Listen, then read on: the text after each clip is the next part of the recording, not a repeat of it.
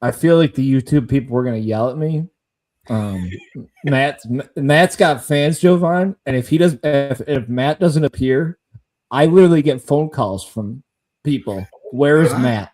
Where is Welcome to Matt? the big time. Right? Apparently. Like, Yeah, man. It's well, hard I out in mean, these streets. if we wanna talk big time, I mean, Matt has a personal another connection now that he uses his son for. I'll make Yep. this joke, Matt. You can. Yeah, Jovan's coaching Max, so that's kind of cool. I was gonna say we can. There's nothing, Matt. There's nothing greater. I go to message Jovan on Instagram. Gone. Yeah, I just came back 2 days ago. Okay, Oh, like nice. when I think when we were talking about it behind us, Matt's like, "Where is he?" I go, "I don't know." Like it just went gone again. I go on a deactivate for about 6 months, depending on how I'm feeling, and then obviously once we get in the school year and everything, just kind of start rolling. And then after a while, I'm not gonna lie, man, I death scroll. Like so I just start going. I'm like, I gotta stop. So it's really for the sake of just doing my job to the best of my ability. Right. For your mental health, Yeah. No, I think we all get it. Like I've thought about doing it a bunch of times, and then I'm like, okay, after a day, I'm like, after a day, I'm like, okay, I want to doom scroll. I just want to doom scroll through everything and just find out everything. Well, let's be honest. Social media is pretty much a cesspool. So I'm pretty much on there for lacrosse, and that's about it. So, right. Yeah. Honestly, it's hard to be on there for that too, because sometimes all the things you see a lot of you see a lot that you don't want to see. I see when people do like personal training, and I watch some of it, and I'm like, probably shouldn't be teaching a kid that. Probably shouldn't start there. He's 10. Probably shouldn't be doing that, but what do I know? I find myself typing and deleting so many comments just like that because I'm like, I see that and I'm like, okay, that's terrible form, whatever. Teach your kid that, cool. I'm not a coach for a reason. There obviously is a coach here, but I'm not a coach for a reason because I would destroy a kid's form in 2 seconds. Well, it's like a modern day basketball issue right now, right? So Stephen Curry, we love him, but he's ruined basketball. Everybody now thinks that they can pull up from 30 and shoot basketball. That's true. That's the greatest shooter that ever lived. He can do that. Now, I don't know how likely it is to be of somebody else being able to do that. So everybody kind of falls into that now. So my favorite is walking by the school delivering and literally seeing kids pull up from half court and just being like, oh, it's normal. Like it's normal. Like it's okay. Like, and they're working on it. They're legit working on it. Working on it. Legit. Go ahead, Matt. Go ahead. You're gonna steer this shit tonight. Okay, so we're gonna start with the women's bracket real quick. I'm gonna pull that up real quick. I was gonna say I have the. You see that at all, Jovan? Did you look at the women's bracket at all? I don't know if you. I just know we have a home game against Loyola, right? Yep. Road. Yeah. Yep. I did see that. Yes. Yeah. I think the one thing I was really surprised with is that they didn't host, that they didn't have a seed. Which I don't know enough about like the whole landscape of the women's game, but yeah, I thought it was really interesting that they didn't end up a seed. But I think their draw actually is, I think it's a favorable one.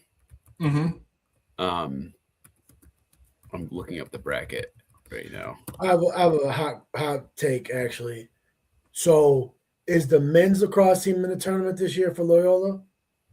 No. Okay. So I wouldn't be surprised if you've never been to Loyola, their lacrosse team is their football team. Yeah. So that's like the thing that they really get up for on that campus is the lacrosse season. And played there my sophomore year. Okay. It was bonkers. It was crazy.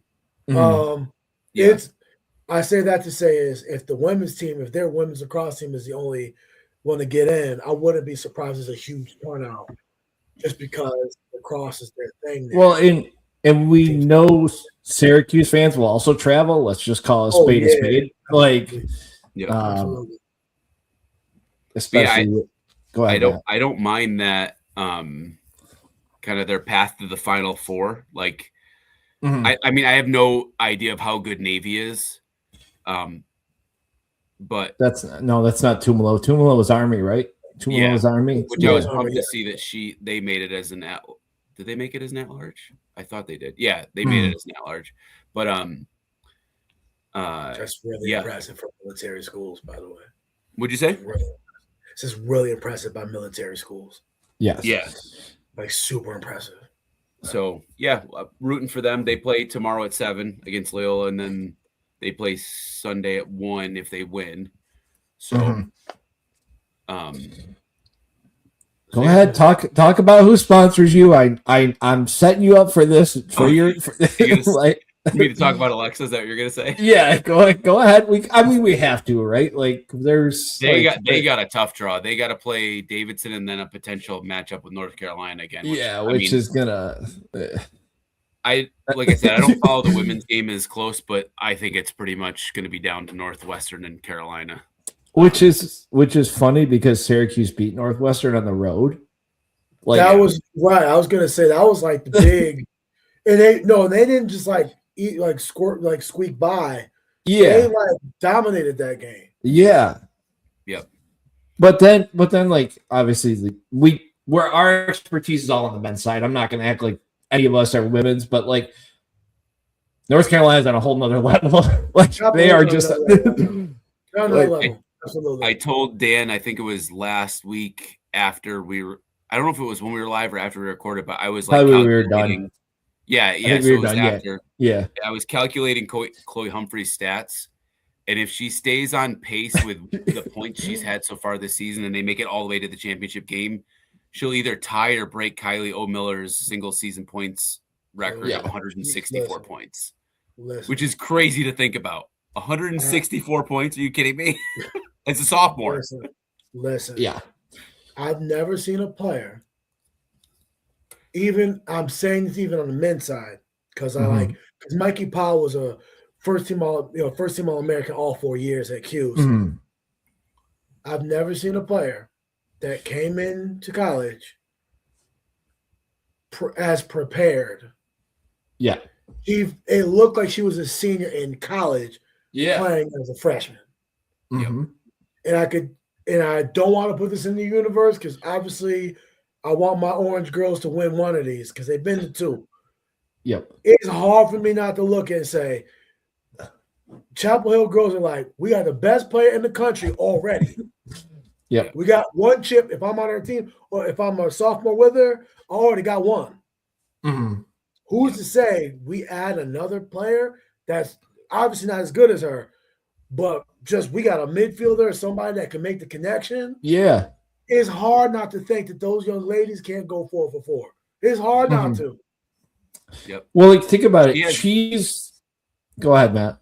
I was gonna say she has real potential to go 4 for 4 Twarton wise too. Like, there have been a few women who've done 3, but like she could realistically do 4, which is crazy. It's funny because you think about how good Charlotte North was in college, right? And how good she was, and Chloe's a whole nother level of what Charlotte was.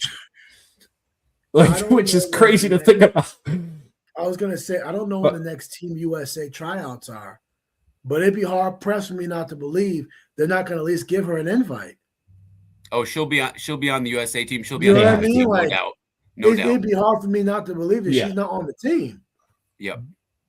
So the riots that will happen if she doesn't get an invite, just an invite. Let's just call it what it is. Will be crazy.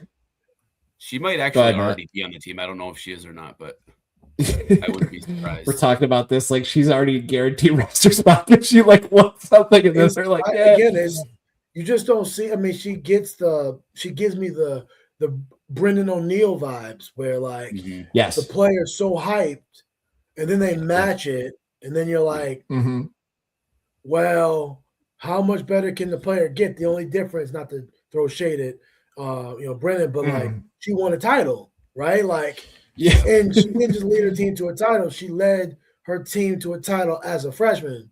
Yeah. Mm-hmm. You know what I mean? Like it doesn't. It's very similar and funny enough that she's at North Carolina too, but she gives very much like Michael Jordan type vibes in terms of like the level she elevates the game.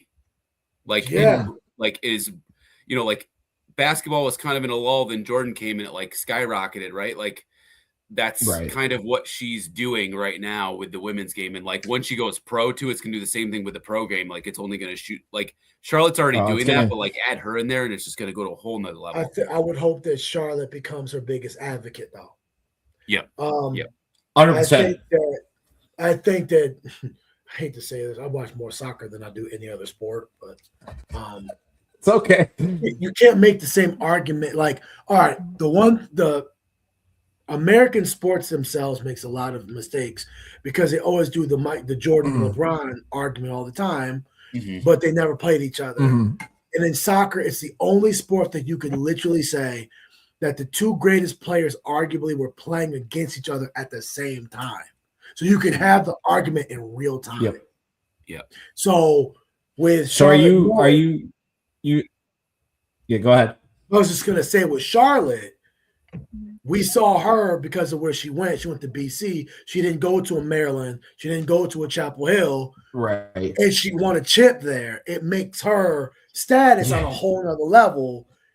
But it's like she's not playing against Chloe. So it's not like the only time we'll be able to see the two of these players is if Charlotte stays healthy and she stays in the league. And then 3 years from now, Chloe now goes into the league. But I would personally, it would be nicer to have a little bit of animosity.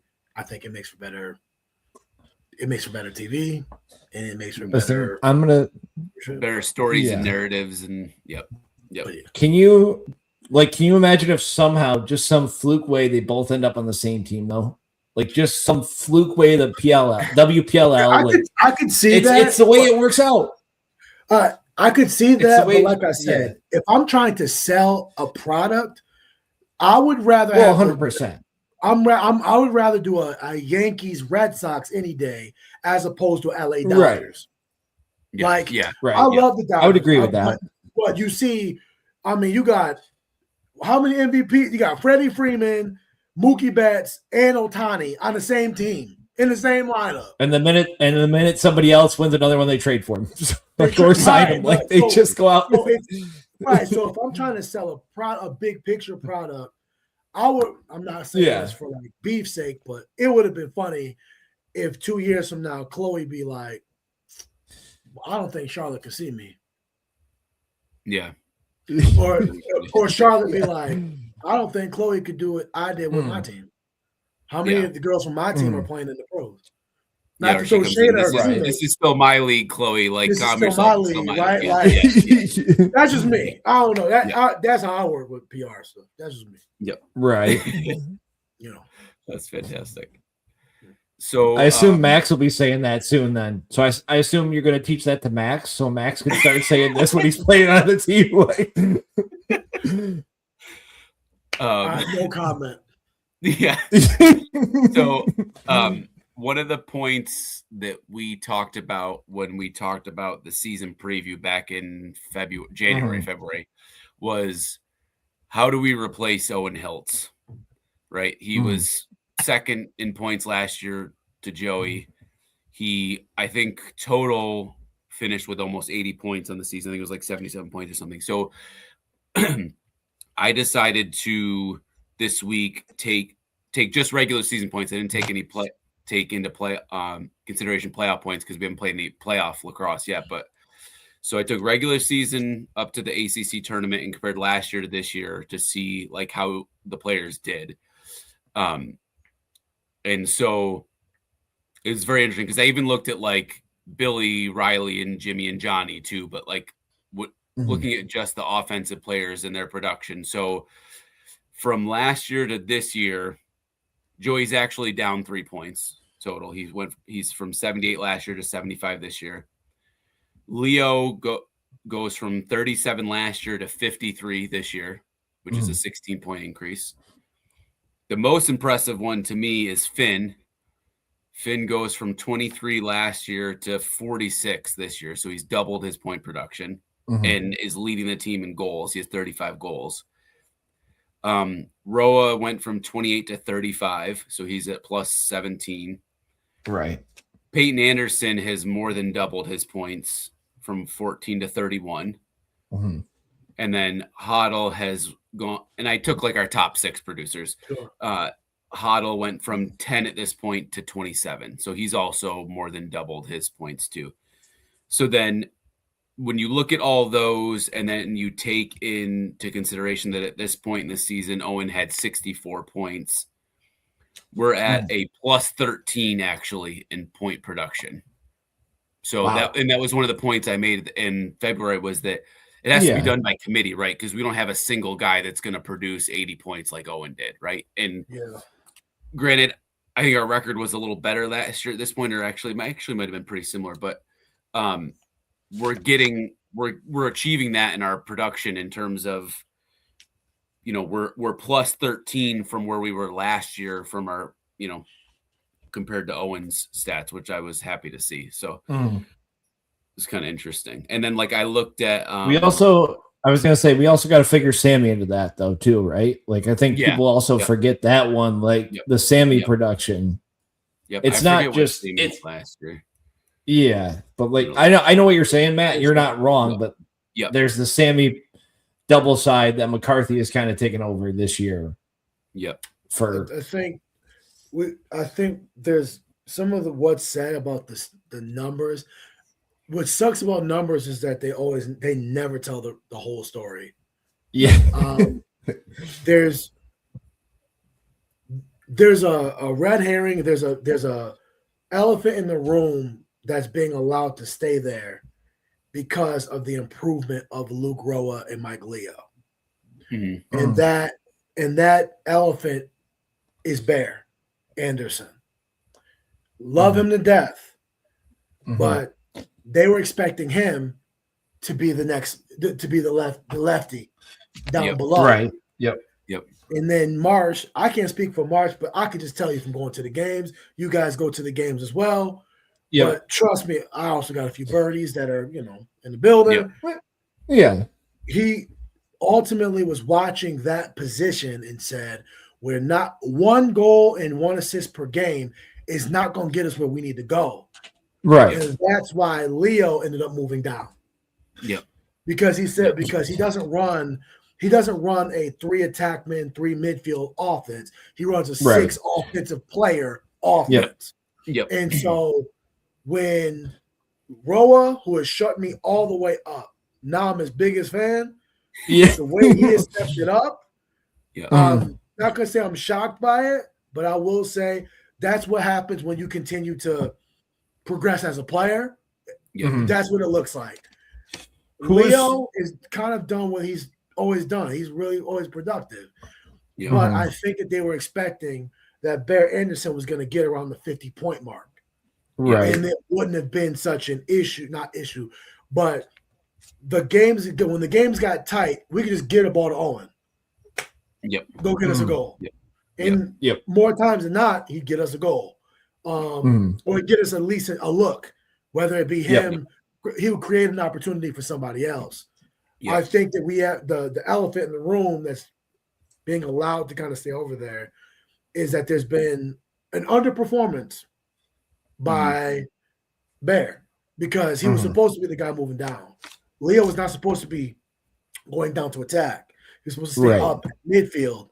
And then they said, well, if we're not going to get if we're going to be a very 6-on-6 team, then we need the points down with our attack. And if you look the guys that are in all the time, right? Right. So, like you said, the by committee thing, that's just one improvement. But I do think that with Roa going 16 more points, and then you get Leo with another 15 or 16 more points. Right. It's hiding the fact that I hate to say it, but like maybe 20 or 30 of those points are supposed to be Bears. Well, and like you look at Hoddle, right? Like Hoddle That's another one where numbers don't really tell a story. Correct. He's like, correct. Because his numbers are there, right? We all know that. Absolutely. We're not, but like his numbers exceed almost triple what they should be. Like in theory, he's playing a bigger role. Man down now. We're seeing the man down rotation. Like, but some of that stuff is like there's what people gotta understand. McCarthy was a player that if he was doing what he was expected to do at the beginning of the year, we may not hear about X amount of other people. Yep. And he, Marsh and Gary, I'm assuming they pulled the plug after the Maryland game. Now I'll give him credit. He scored a goal in that game. McCarthy scored a goal in that game. But he was just out there. He was just out there. It was a decoy. And he was getting so much time, wings, whatever. I'm under the impression that I was expecting him to take the leap of like a Ryan Connor at Virginia. The dude, my favorite player in lacrosse at that time, where he was like 28 goals, 14 assists, 72 ground balls, just everywhere. Yeah. So I was expecting a game like something like that. I think that after the third or fourth game, another struggle game, and I think they pulled the plug on it. But I think that if some of these players would have performed to a level, I think the Hotto should have been starting from the beginning. But I do think that the problem with our midfield is that there are problems. Yeah. I think if I'm a team that's playing up, I pick on the midfield.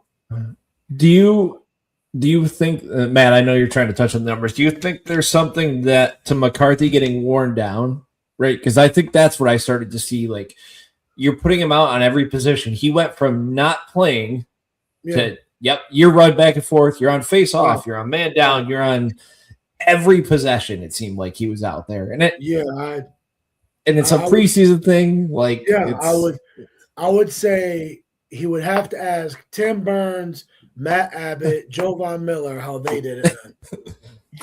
Well, we have one here, so I'm gonna open this up to you for this part. Because being tired is a part of it. Then, like, if coaches tell you when you get to like in your fall, when fall ball's over, usually you have a meeting before you go to Thanksgiving break or whatever, and they tell you, "Hey, man, we're gonna need this from you," or they're telling you. Or they'll say something like this: "Hey, man, this is a big year for you, and we're going to give you opportunities." They kind of lay it out there that way. Yeah, right. I think that with McCarthy, his wasn't an endurance thing; it was a performance thing. Because if let's just say if he was giving you a goal, let's just say I think a perfect midfield game for me is a goal, an assist, 5 to 6 ground balls, maybe a cause turnover, and a big play that changes momentum. That's a perfect, for me, my definition of a great midfield game. If he was giving you that per game, I don't think they touched anything. Yep. Okay. But I think that because he went his first 2 games, no goals, and then it was like a few turnovers, and then I believe, and I'm not picking on him, but I believe that game after we got the monkey off our backs of beating Maryland and we went to Harvard, I believe that was a game where you could start to see that they were no longer using him. So I'm not saying that you don't get worn down. Yeah, I was tired. But after a while, you get have that season, you just start. But again, you're being expected to do it, so you get so used to it that you ultimately kind of like, and you're good at it. I will say that.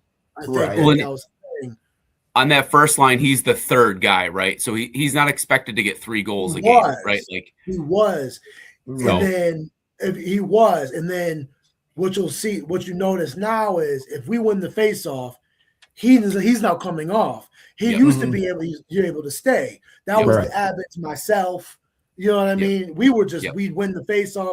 If Jeremy won it, then I was obviously just going to stay out there. Yep. Right. If we lost it, I'm staying on. Jeremy would catch a ride to get off the field because obviously we didn't want to wear him down for the faceoffs and playing offense.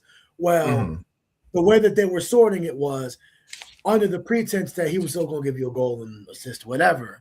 Once it became that they felt like he wasn't giving them enough, it now turned into he was a winger. And then he was getting the ball. They went in there and it was coming off. It kind of worked out, too, because that Harvard game was the game that Ryder kind of got exposed on the short stick side, too. So, it kind of worked out that he could then fill in that spot, you know. And that the week after when we recorded after that game, I almost kind of felt bad for Ryder because they just kept picking on him and picking on him and picking on him. And I was like, oh, that poor kid. Like, that game, I think it just exposed, in my opinion, our weak spot. And I love the guys. I speak to them regularly, but man, our midfield, we've had issues all year with that. Our midfielder, this will be the year, like, for example, we were very spoiled. The last 2 years we've had first team All-American from last year and Sam. And the year before that we had a second team All-American in was it Myers? What's his name? Stevens. Stevens, not Myers. Stevens. I mean, those dudes were horses, right? Like we were very fortunate to get two guys that had played enough college lacrosse, transfer in, and they just hit the ground running. Sam was out there all the time, and it's hard to replace a player like that. And again, he kind of goes into the two-way midfielder stuff that we talk about with my game or some of the guys before. But I do think that I don't think that they would have made such a huge swing of some of these things if I think that those games go a little better. I think we also have to call a spade a spade. Those guys were both transfers. Let's just call it what it is. There's not Jovan, I know the face, and I have the same. I'm going to say the same thought. Like they don't seem to develop midfielders. That's how I'm going to say it. Like I agree. Whether it's whoever, like there's just no development there, right? How does the exception? We all know that. Like nobody's saying. The thing about, but I'm going to push back on that. He's still not getting enough time for me. I agree, but he's at least producing. That's what I'm saying. But like there comes a point where, again, I think different coaching philosophies. Yeah. But Coach Desco, when we're under Coach D, there comes a point in time where he just ultimately says, he doesn't say it out loud. I could think of some people in my head right now that I went to school with that I was sharing time with, and then they made a bad play in a spot, and after that, it was like, Jovan, this is your spot to lose. But there comes a point where the coach ultimately just says, so like I can't put you back out there because the games are going to get bigger and the games are going to get more intense and the games are going to get, more nip and tuck. I can't have you out there. But he doesn't say it. I say that to say is right now, the only midfielders I could straight up say, like, roll a ball out there and be like, they got to be out there is Hotto and Roa. And it's been really a who's who with the third because Peyton's had his games. He's had some great some games. And then to me, I think the biggest upside is McEntee, in my opinion. But I think that I am of the mindset of you need to let me make live mistakes. You gotta let him mess up. You only really know what a player can actually do. You gotta allow them to mess up to know what they can actually do. But we're so nip and tuck right now with midfield, it's hard to put them out there to make mistakes right now because it's the most inconsistent part of our team right now. It's the hardest thing for us to judge right now. The thing I've been saying all season, whether it's Bear and I think Matt can even fall into that category, is like it seems like there's a lack of confidence. You can see absolutely. Almost like afraid to make mistakes, right? Like, which is funny because it seems like Gary's philosophy is very much a like just free flowing, do your game kind of thing, and that's so counter to how they're acting, too. Like, you would think that if that's the kind of style that they wouldn't be afraid to make mistakes because it's like, oh, just free flow behind the backs, whatever. Like, so it's very interesting to me because it seems like those are counter to each other. There's a free flow that people think that is being enforced by Gary. It's not. His hand's off of it. Okay. So the person that's really in charge of personnel being on the field It's not Gary. Yeah. It's Coach Right. Marsh. Yeah. And then you also add in the fact that these kids are 18 to 21 years old and they want to play well. I've always said this a number of times. When I've played bad, I've said this a million times.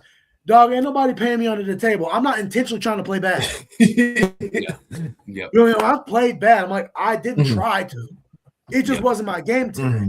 But you get spoiled by the 85 to 90% of the time where I'm awesome. And then when I don't play well, I think that they're also bigger than if you're telling a team, this is the blueprint. And then the kids are like, well, I'm not going to mess up, but I'm also not going to take that chance. So it's not a fact that they're nervous about maybe getting their spot taken. It's like, if I make this mistake, it's going to put us in harm's way. And I can't make that mistake. And even now, like, I've noticed a difference even in Joey's play. And Joey looks exactly the same as last year in a way, but Joey's playing differently too because his safety valve at the end of the day was still Owen, right? So, like, everybody's had to adjust to having this is a different team. You've had to adjust a lot of things to the personnel. I was gonna say, I think people underestimate how much March has a hold on everything because, like, you see it in the huddles every time Gary walks away from the offense. Gary chilling, it's not. And I've just accepted it at this point, right? I've called them pockets. I've just accepted it, right? Like you have to, but he walks away, and you see March take over the offensive huddle every time, and he's calling everything. And it's not a Gary. It's not a Gary, even a Gary criticism. That's a free flowing style, and it works for a lot of teams. And I would be interested to see with the young and energetic version of Coach Desko in his mind how it would work with these guys, because I think that they would take it to another level. I believe that. I believe that some of the guys. I believe that like a Bear could have really benefited from a Coach Desko that I had, the one that would get in your face. I do. I think that he would have benefited from that. I think that Gary's like, hey, man, you're playing well. You're not turning the ball over, whatever. But there was a difference in like, hey, man, thank you for not doing like pats on the back as opposed to like, in my case, I was told like in so many words, like, yeah, we know we've seen how great you are. You're not doing that for us. And it wasn't a why. It was a, hey, this is what we expect from you, and this is what you're giving me. Right. I do think that some of the guys, the underachievement hasn't been from a lack of effort. It's been from a lack of motivation. It's the way that they've been, you know, presented. Yeah. You know. So a couple other notes before we get into UNC. All-Americans came out today. Joey got first team. Yep. Roa got third team. And then Leo, Dwan, Fig, and Bowen got honorable mention. Which my first kind of reactions to that are, I think Figueres is the most underrated defensive player in the country. Yeah, should have at least got third. At least third. At least third. I think Leo would have been higher, but he was considered an attackman most of the year, so he got an attackman, so I can see why he got kind of bumped down a little bit. And then I was really happy to see Bowen on that list because that kid is an animal. Like, he is just I talked to him personally, too. He's – every time I watch him, I'm like, he's a linebacker out there. He's a man amongst boys. Have you stood next to him? Yeah, he's giant. He's a giant man. He's a big dude. Yeah. He's a big dude. Yeah. Senior day, he came up to see some of his family in the stands, and I was like, oh, my God. He's a big dude. You're a lot bigger than I think on TV. I see you on TV. You look small. Like, and yes, I'm like, golly. Goodness. What are they feeding you at Ohio State? That's what I want to know, because I want another one to come like that. I wish he would have left there earlier, to be fair. I know. Right? And that's where I'm happy that he had that connection with Joey and Trey and those guys, because I'm guessing that's how we got him, right? Because he played with them up north. Yes. And then earlier this week, the Twerton finalists were announced, and it's Joey Duffy from UNC, Sean Light from Notre Dame, Nate Kabiri from Princeton, and Willem Firth from Cornell, which I've had some interesting discourse online, and this is not like last year where it was very clearly CJ Kirst's award to lose. As much as I love Joey, like this, I think this year is going to be very much predicated on which team has success in the tournament. Yep. Because all of them are very neck and neck. Like it was the same thing with like the year O'Neal won. Like it was very clear he was going to probably win that award. Where this year, I mean, maybe short of Sean Light, because it like the men's side never goes to anyone other than a attackman. Pretty much, like it's pretty much an attackman of the year award at this point. But like, right, you know, if North Carolina makes a run and wins it all behind Duffy, like same thing with any one of those names. I would pick Duffy anyway, just because I like him. I was like, the only pushback I'll have on Sean Light, I think it was Enneman, right? Wasn't it the Enneman year where he was a finalist too? If he's not going to win it, I don't know if we're ever going to see somebody on the defense side. There's a few exceptions to that in every. I remember when CJ Costabile got to go to the to Wharton. I remember saying he can't win it because Joel didn't win it. Yep. Yeah. And Sean Light's probably in that category because he should be considered for it, legitimately considered for it. Yeah, for sure. But he's not going to win it. Like, let's just call a spade here. Like, they're going to give, like he'll 100% be the Schmeiser winner. Yeah. But then, I don't, unless some miracle happens, he's not going to win it. I see Irish leprechaun dancing after a national championship. That's all I'm going to say. Well, and I feel like it's almost like, okay, we can't just put 5 attackmen on here, so let's pick someone who could potentially win it but aren't going to win it, kind of thing, you know. So here, this is my other debate, Jovan, and I had this for ACC Defensive Player of the Year. Okay. Your number one player, your number one pick in the PLL is nowhere to be found on this list. From Duke. It was the ACC Defensive Player of the Year was with Sean Light and then Brady Wambach, the face-off guy for UNC. See, it's like why don't we have a Specialist of the Year award? Right. Like, are you talking about number 23 from Duke? Carroll, the defense. I'm in love with him. I'm in love with that player. My debate is if he's going to be the number one pick, right? It was neck and neck for the top couple. We all know that but if he's going to be the top defensive player in the draft, he better win some ACC award. That's all I'm going to say. Like, to have that good of a career. Yep. We're talking about the same guy, Carroll, yeah? Yeah. I'll give you an example. How many times, even if the best player in the NFL draft is a corner, how many times? I know. I'm just going off of like it's too specialist a position for them to give that kind of. Because I've played against a few where I was like, he's the best defensive player and he's a shorty. The Unterstein brothers, when they were up at Hofstra, I think it was Mike Unterstein. They put Mike Unterstein on an island on Rabel, in prime Rabel, when he was at Hopkins. And they said, go get him with no slides. Yeah. Yep. You know, like they really you see certain players, and I think that young man is in that ilk. But I also, let me be honest too, though, I also think his game is at the wrong school. I would have loved to see that young man at Syracuse. Yeah. I would have loved to see him play at Syracuse. That's a good example of what we saw from McCarthy. Yeah. It's like that. Of like that kid does everything. He can do anything. Yeah. You know, that kind of thing. But all right, so let's talk about last Friday. I want to talk to the one man clear first, because I'm going to ask him this question. Matt, we had this conversation behind the scenes. Why?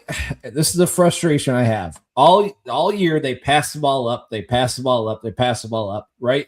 They finally get the one-man clear down. They finally get the Matt Abbott. They finally get the U, whoever we want to call it, right? Right.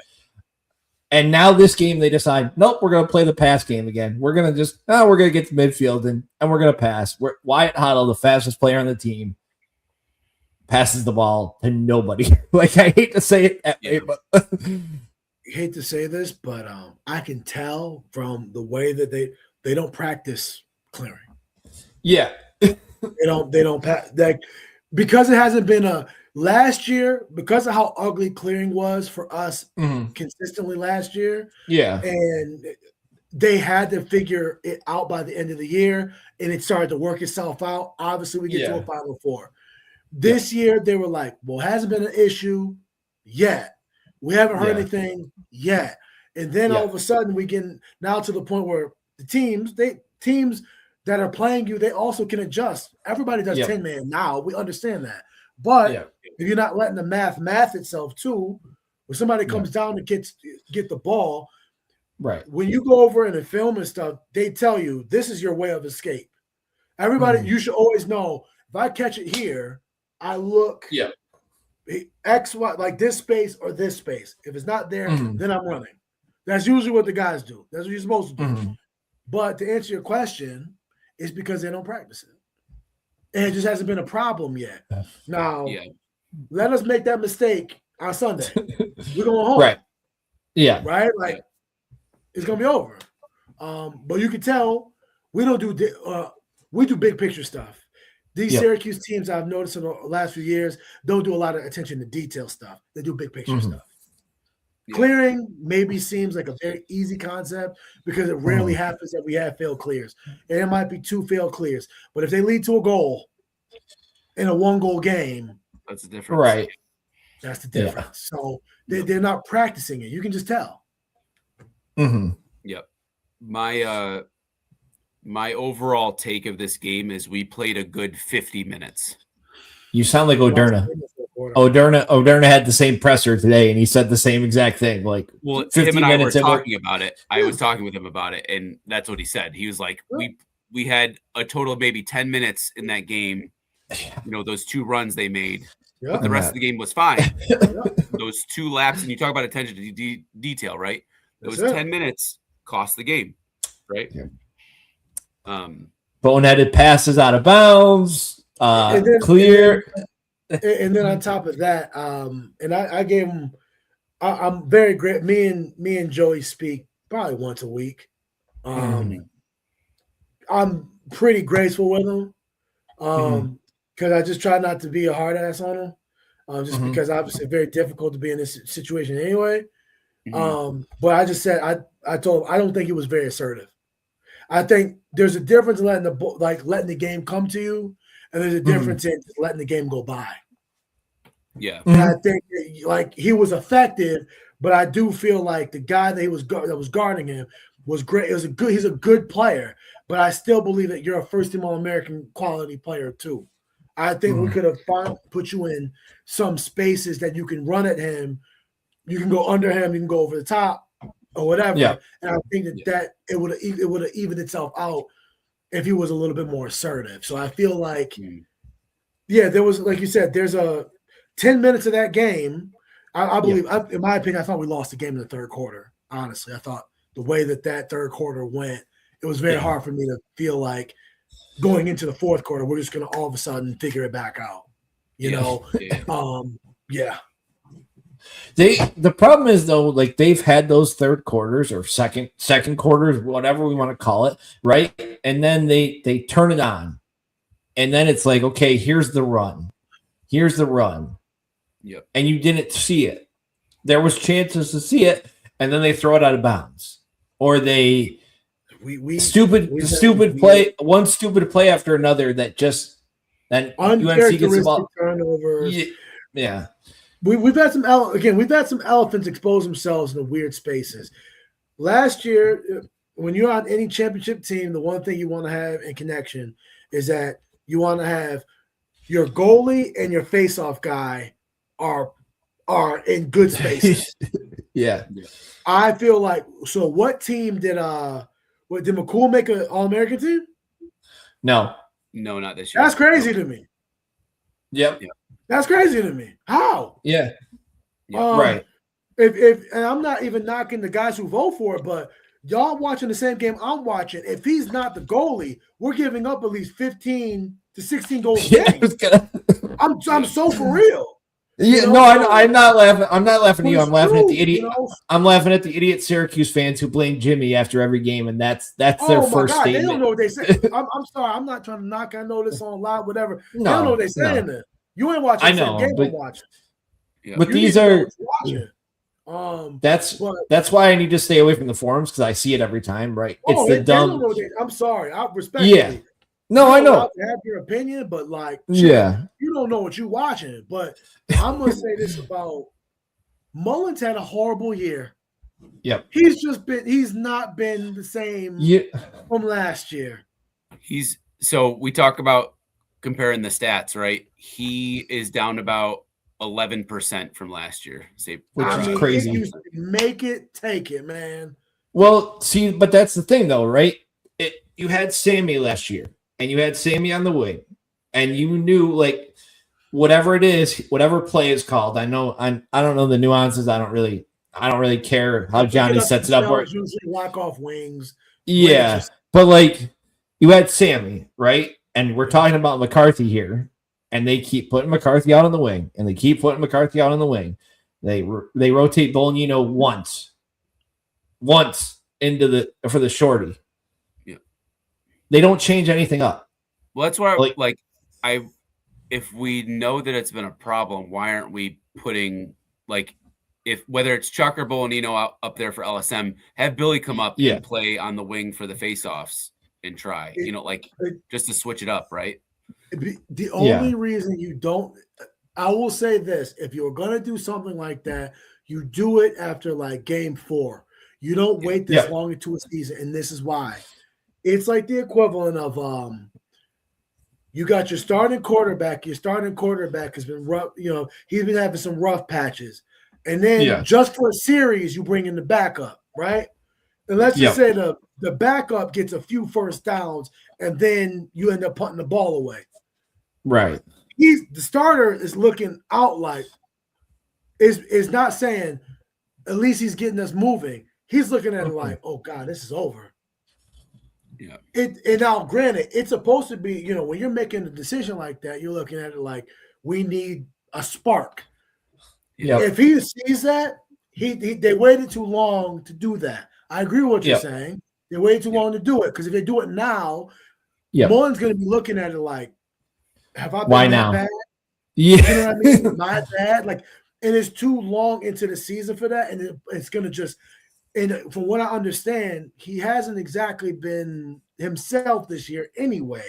So the spiral just starts, and it cannot afford to start now. It is now.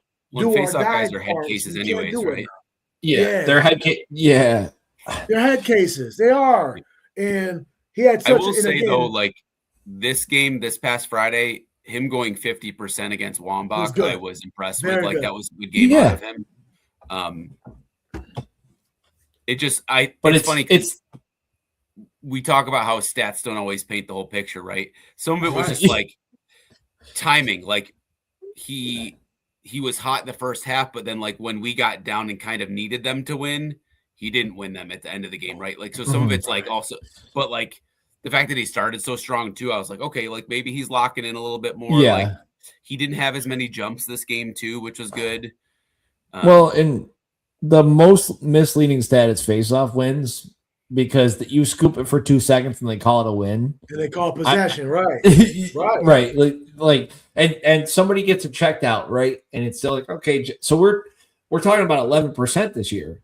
We may be talking about a way bigger number if the rule changes. I'm not saying it's going to, obviously, and it's 2 passes or it's in the box like it used to be. That's a whole nother conversation. Yep. He's also the player too, and this is the part we have to understand. As the player part too, there's this part of him that I can speak as a former player, where he's I wasn't a face-off person, but I just know their mindset is, dog, this was so much easier last year. what's going on this year? So now you're already in your head because 11% is crazy. If you would have told me like 5%, I'd be like, okay. Yeah. Well, 11% is crazy. That's a drop off the unit like that off the cliff. Yep. Yeah. Well, and it's last year he was at almost 64%, and this year he's at 50%. Yeah, man. But like it's been an all year thing. They just got away with it. I hate that they got away with it with certain teams. Yes. Like he won it. He wins it clean. They get it down in the box. It seems like anytime it's mucked up, they seem to lose the faceoff. That's what it seems like. If he doesn't win it clean, they tend to not win it. We've also had a little bit of an issue when it comes to wings are so much different now because they're all going to these face-off, camps and stuff. So now all the face-off guys win the ball to themselves. They all know how to carry with the ball now. What's his name? Wambach, whatever what his name is. He scored 2 goals. Yeah. Since when we ever hear a freaking catch a crease pass, turn, and know what to do with it? Yep. You know what I'm saying? Like, yeah, they're much better suited. So the wings, and I hate to say this to all my face-off guys of the world, but I don't trust you when you tell me go all the way down. It's it's unpredictable. It's too unpredictable for me to just assume you're going to win it there. So if you're assuming like that guy's not going to try to win it, or that guy's just going to be easy for you to win it, so you ultimately are already shooting yourself in the foot because you might be out of position, or you might be in a circumstance where, honestly, the face-off guys they pick up the ball themselves all the time. Now they're not really using the wings the same way, so you're not. We're even in different spaces. When I was at Q, when I was playing there, our big thing was like a step. If we're on the midfield line, it was like a step to your right. It means I'm usually faster than the guy I'm up against, so I can beat him and be in front of him if I need to get to the midline, or if the guy pops it behind, I'm obviously there. Yeah, but it's just completely different. All the face-off guys, they win it to themselves now. Completely different game now. Well, and you see both teams tend to slide to the defensive side, right? Yeah, they always used to go off. One goes offensive side, and now they all go defensive side typically, unless you get obviously a Wambach who is gonna like scoop it out in front of him to the offensive side, but still or you have one guy that goes behind. That's how it used to be. One guy goes behind, one guy tends to go on the offensive side, so that way you're protecting it. I have a hot take for him too, but you can't do it in college. You can do it in pro. They don't let you have more than 3 people on a wing in college, but in the pros you can have 3 on a wing, 4 on a wing. So for him, I would have said to my wing guys, I would rather us all be put like on one side and make it into, if he gonna win it and he wins it behind him, it's gonna be a 3-on-3 ground ball. Yep. As opposed to it being kind of a like 2-on-1 kind of, or 2-on-2 kind of, or the ball just pops out somewhere, goes out of bounds, whatever. I would have rather it just been like, let's just get all of our wings to one side on one wing, and then we make him predictable, and let's just see what he does with it. Yeah. Right. You mentioned the 2 goals in, I think it was 13 seconds. I think that was a huge turning point in the game too, because we had all the momentum, and then he scores that one scoop and score, and then the one on the crease, and like you could just see us like deflate. Like it was the second one in particular. I think the second one was, the first one was like, okay, all right, happens. Second one's like, oh God. Yeah, what are we doing? Yeah. What are we doing? Because 90% of the time they get off the field, right? Like, and then he stays out, and then it's like, okay, he's standing there, and you see who scores, and you're like, okay, maybe it's Duffy, right? Maybe it's somebody else. And okay, Duffy gets his goal, and you're like, Wambach, there's no more dejected feeling. I'll give up goals to Duffy. I'll give up goals to Control. I'll give those up. Yeah. They're known for scoring. Yeah. the faceoff dude got more goals than my midfield. Is a problem. Right. He had more goals than Petro on Friday. Petro only had 1 goal. That's You know what I mean? Like, but that's a weapon in itself. Well, that's what we talked about it going into it, right? Pedro's going to get his every time. He's a volume shooter. He pulls up every time. That's what he does. He's a Duffy is the quarterback of that team. He runs everything through. They run everything through them. You can't have those 2 goals from Wambach. You can let Petro go nuts. He's going to shoot every single time. Every time. Yeah. Go ahead, Matt. I would say that was one thing that I thought was pretty positive about this game was like them switching back onto him. I think was a really good move because when we played them a few weeks ago, it was Dwan, but Dwan was always the slide guy. So then Petro would end up free. And that's why he scored 6 goals against us. So like the fact that they made that adjustment and switched him, I thought that worked out better in our favor, which I thought was nice.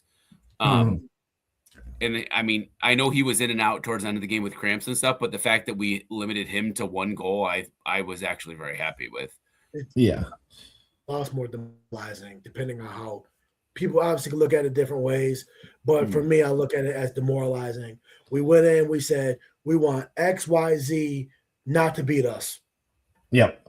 And we did it. And we followed this plan. Right. Yeah. And the face-off guy has more goals than their leading goal scorer. Like not only the face-off guy, but you have attackmen that haven't scored all year for them, and they get their drive-by shot. Yeah. Yes. Like the diving, I don't know who it was, but the diving goal where he jumps and he runs in front and he dives, and it's a fluke play. Brevin Wilson, I think. Yeah.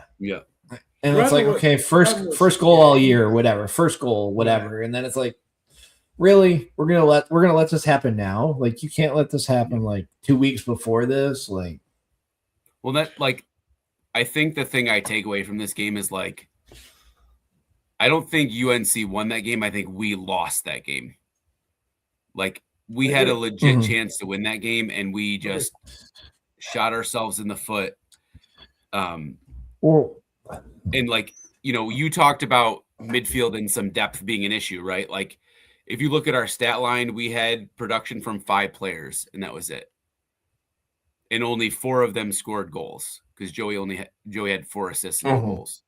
And you have to have some production from other people, even if it's a goal, right? Like, we don't expect a hat trick every week from Matt McEntee, but to throw in a goal is helpful depth wise, right? Like, because then he's an option, right? Like my note from about Bear, and I'm gonna use this from now on, is back to Teddy Bear, not Grizzly Bear. Right, but like the week before he puts in 4 against Princeton, right? Like, or not Princeton, Notre Dame. Was it Notre Dame? Yeah. Like, well, that's the thing. Like, we need to see out of him, right? Like, Brian, we went back to Teddy Bear this week. I was gonna say Brian and I have talked about it, and he could be the 22 if things happen, right? And he performs all year, and he could be the one on this team that gets it. The problem is, though, he's probably not going to get 22 now because like he hasn't performed well enough to even come close to it. I hate to say it. I think that after Joey graduates and whatever, if we win it or not, I think it should go back up in the rafters for a minute. Personally, I would agree. I think it should go back in the rafters. I haven't. I don't see how.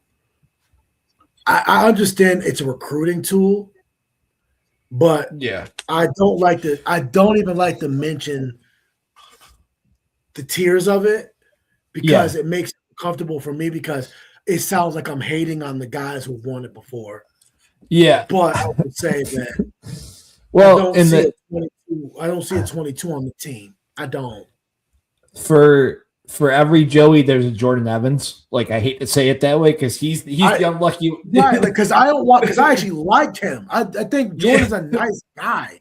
He's right, but it's when you have number 1 or number 2 overall recruit, and you're an upstate kid, there's a whole nother level of pressure as an upstate dude going to SU. I'm just going to tell you that from personal experience. There's a lot of pressure with it, but it's hard because he's now in his own category. Yeah. Right. Like, not to die to disrespect him, but unfortunately, he's in a category of like, you don't want to be this 22. Yeah. Yeah. And I always tell the story of sitting in front of his parents during the quarterfinals, Jordan's parents, right? And you're like, okay, like you can hear the dejection, right? Like, okay, like you're talking about it. All that pressure from him. He's the number one kid out of JD. Yeah. Everybody talks about him. USA Lacrosse was talking about him. Everybody was going nuts. And then he just comes in and does that because of injuries, because of whatever you want to call it. Right.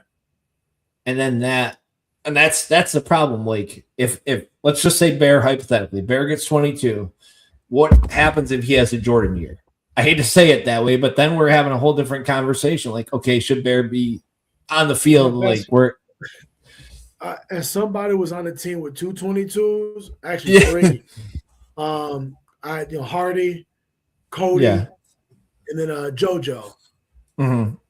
You better pray you don't have freaking social media, cause right? No, I'm serious because every time, like, cause with fans especially, they'll make it seem like if I'm just gonna say, man, you better pray you don't have socials because I like I said, I think that after Joey graduates, I think that we should I think it's okay for it to go a little bit of time and nobody wear it. It's okay. Yeah.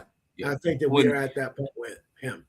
I have 2 points to that. One, if we're already having a little bit of issues with Bear and his confidence and asserting himself, the pressure of 22 is not going to help that. No. And then 2, and I've said this before, is 22 at Syracuse is not 1 at Maryland. It doesn't need to go to someone every year. It needs to go to someone who, and not to say that Bear's not a bad player. I'm not saying he's a bad player, but someone who is worthy of that extra high level that can handle the pressure, that can handle what comes with that. And Joey's talked about that towards the end of this season and in media talks that like he didn't, even now, like reflecting on it, when he came in, he didn't realize how the level of pressure that came with that, and not just for on the field, but like in the community and like everything. Like, and so I love the idea of giving it a little bit of a break until there's someone who could handle that, right? Like, well, because it's a lot. The guy behind me, Matt, I've told you this, obviously, what the guy said when Joey broke the record. Like, when Joey broke the record, and a season ticket holder, we talk about the fans, right, and how they are. He looked around and goes, well, finally he deserves to wear 22. When he broke the record, this wasn't even leading up. Like, so I'm not saying Bear should have it, right? I'm not saying. I mean, I rarely ever comment on anything on socials, but before I'd taken my hiatus for a few months, I remember when they were talking about, I think it was on Lacrosse Network, when they were talking about he needed X amount of points or whatever, and started reading comments, and I was like, okay, for the first time, I'm actually going to have a nice argument with some people online, because the way that they were talking about the feat itself, and the way that Syracuse fans, listen, I will tell you this about Syracuse fans. They love who they want to love. Yep. And they will do nothing. They will not go against who they love. And we love ourselves some Powell brothers. Yep. We love ourselves some Mikey Powell. And I believe there's nobody outside of Gary. There's nobody that can wear it like him. And I get it. And that's okay. However, the problem that I have, and I always make this argument, and trust me, Q's fans don't want to hear from me. I'll always ask them, when he was wearing 22, who was on his team? Yeah. Because he was in, I said, I believe Joey Spallina, there's no 22 that's had more pressure on them than him. 100%. Well, especially leading up to the points record, right? Like, because it was okay. When is he going to do it? When is he going to do it? When is he going to do it? Points okay, record, he's not going to do. Yeah. I was going to say mine's not even about points record. Yeah. Mine is about state of program, right? Yep. So like Mikey Powell was a continuation of something where we were already Final Fours and national championships. Right. And he was just already there. So like Casey had went, Ryan had went, Mikey's there. They're all still going to Final Fours. They were still playing in the big games. It was a continuation. Joey was part of the facelift. Yep. We had to tear it all down, right? Like we had Joey was the parting gift to Coach Desco. People don't know that. That was his that parting gift, that recruiting class that's all seniors now, that was Coach Desco's gift to the university before he left. Yeah. But nobody's had more pressure of, so we were not very good when Joey came. Yep. Right. And then it was the unfair comparisons, because I don't know which year was I forgot where we finished his freshman year. Like 8. Was that the Denver? 8. Was that we lose to Denver? Was that No, game? we didn't make the tournament his freshman year. It was sophomore. I think it was sophomore year. They lost to Denver. Yeah. Lost to Denver last year, Final Four. Yep. These same fans are now saying, if you don't win a title, you don't deserve to be 22. And I have a huge problem with that. And I disagree with them. Yep. I'm just going to tell you, we'll just vehemently disagree on that, and people are allowed to have their opinion. But I will say that when Mikey Powell was at Syracuse University, Josh Kaufman was playing midfield. He wasn't even playing down at attack. Liam Banks led the country in assists. Mike Springer had over 40 goals. Those were all Americans on his line. He never played. I'm going to use a double negative.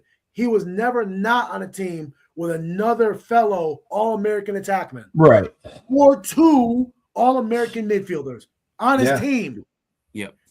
So he had more talent. So when people say if he doesn't get to a Final Four and win whatever, and I'm not disrespecting, I hope it doesn't sound disrespectful to the modern players that are up there. But I'm sorry. Please show me the player. I love LaGroa. He ain't Sean Lindsay. No. Sean Lindsay's my favorite midfielder that ever went to SU.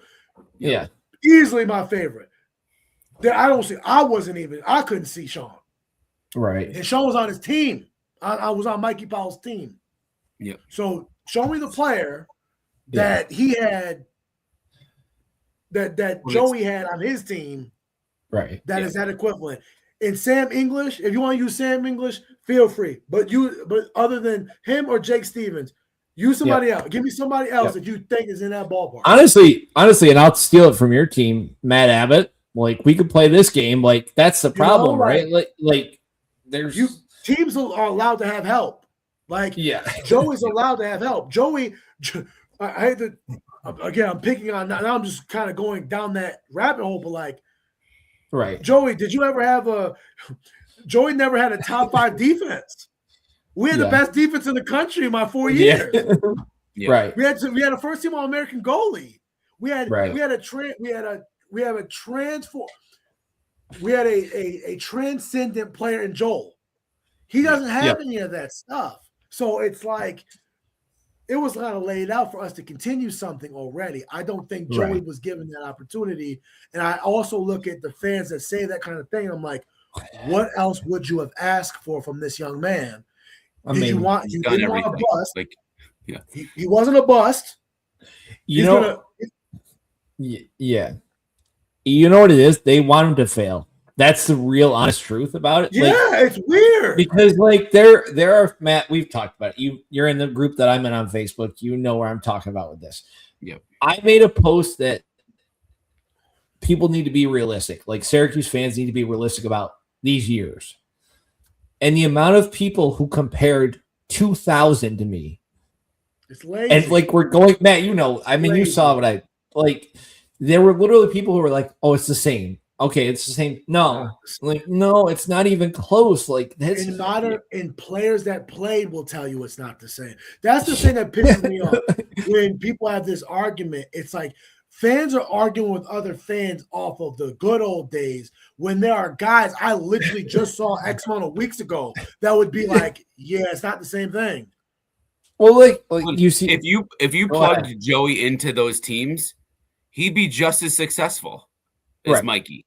Like, it just doesn't. Yeah, again, Joey would be a cog in the system, and the system at that point was rolling. It wasn't like it was. It was there was a rut in the machine. The machine was rolling. It was good already. It was like, so it doesn't. The way that they do that, the way people kind of unfairly kind of go in that general direction, for me, it's unfair and also it's lazy.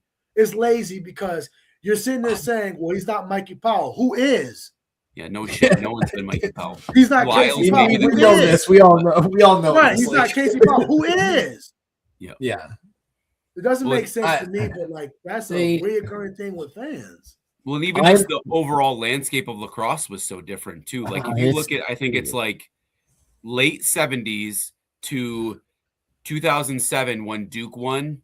There were 4 teams that won the national championship. 4. Yeah, it was Hopkins, Syracuse, Virginia, and Princeton. That's it. Right. So everybody was going to those 4 schools. And then literally you sprinkle in Brown or whatever. We could play the game of the teams in the 90s that like went crazy. Brown went crazy. Right, the random Final Four run. Yeah. But like that was everybody. That was it. And then Jovan, obviously, we're all the same age. You saw Johnny Greeley go to Hopkins, and it's like, okay, there's the guy like to not go to Syracuse, right? It's like, okay, he's destined for Syracuse. He's a Lafayette kid. He's destined for Syracuse. And then you start to see it. And I think people in this area need to open their eyes to that. Like it's not that guaranteed Syracuse guy anymore. If that makes sense. I like to throw the name out there and you pick on me, Dan, but Brandon Corp is a perfect example of that. He could have easily gone to Syracuse or Hopkins or Virginia because he was recruited by I know he's definitely recruited by Hopkins or Virginia. I don't know if Syracuse did, but then he went to Colgate and he was the 3-time Patriot League Player of the Year. I don't like. There's certain players like that. That's a weird one for me because I think that what was more concerning about what I will say is the player. It's not the same player either. Caliber wise, there are not a lot of guys that are coming off this area that I say, man, I can't wait to see that kid play in college.